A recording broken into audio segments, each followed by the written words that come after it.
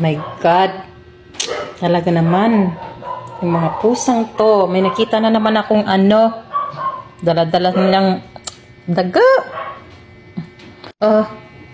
Tingnan niyo po, daga. Nabingwit. Nakuha ng pusa. Hindi naman nila kinain. Nilagay dito sa may harap ng pintuan ng kwarto. Ikaw ba may kasalanan? Ikaw ang kumuha niyan? Ikaw? Nasaan nanay mo? Ha? Ba't hindi nyo nalang kinain, ha? Ba't pinatay nyo? Ba't hindi nyo nalang nilaruan? Ba't hindi nalang kayo naglalaro, ha? Ba't pinatay nyo? Kawawa! Nasaan nanay mo? Nasaan? Ha? Anong ginawa nyo sa daga? Oh my God! Dead on the spot. Kawawa. Anong ginawa mo? Anong ginawa mo? Kasi galang na imong mata ba? Gimuta pag yun ka. Wala na ka. Pati si mong nanay. No. Ito. Asa na ito yung nanay? Asa? Ming, nasaan ka na? Ha? Nawala. Di ata. Ikaw. Psst. Percy. Psst. Ayaw mo. Tingnan mo to. Ito pala yung pinaglalaruan niya kanina. Hindi ako lumabas kasi naramdaman ko inaantok ako. Pero hindi ako natutulog. Hindi ako makatulog eh. O, tingnan mo, pinaglalaruan. What did you do? Shh! What did you do, ha? What did you do?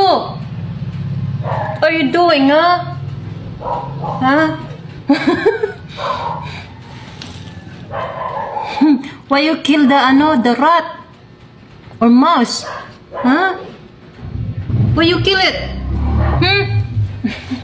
Hindi ako natutuwa. Hindi ako natutuwa. Ikaw. Pinatay mo ang daga. Oh my God. Kawawa naman. Nanay po talaga ang yung nanay niya po yung may salarin nun. Tapos, ngayon umalis. Siguro pinabantay sa kanya o binigay sa kanya. Ayan. Ginawa niyang laruan at nilagay dito sa sa harap ng pintuan. Ang galing. Magaling na mga kuting pusa.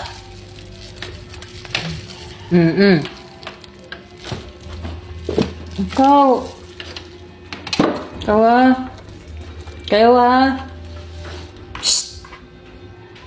Percy. Kaya tinatawag ko siyang Percy kasi naalala ko yung pusa ko dati. Percy ang name. Putol din po yung buntot. Ayun ako. Nakakamispin ko. Pero pas na yun.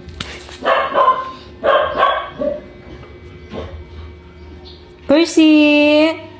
Percy, kulit! Baby pa yan eh. Psst. Psst.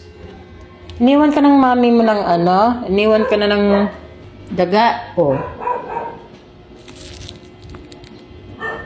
Patay na yan. Ano ka ba? Kala mo. May kipaglaro pa yan sa'yo. Pinatay ng nanay mo yan. For sure. Kaya binigay sa'yo.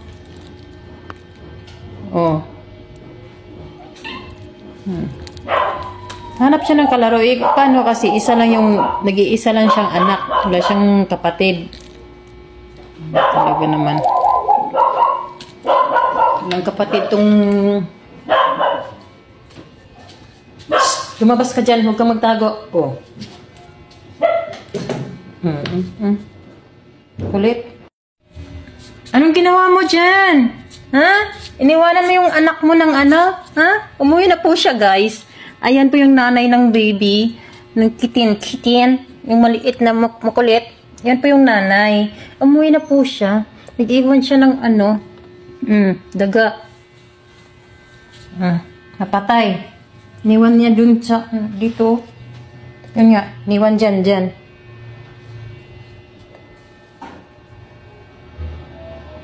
Ang gagaling eh, no? Ayan, nagwawalis ako. Nalagay ko yun sa plastic. Tapon.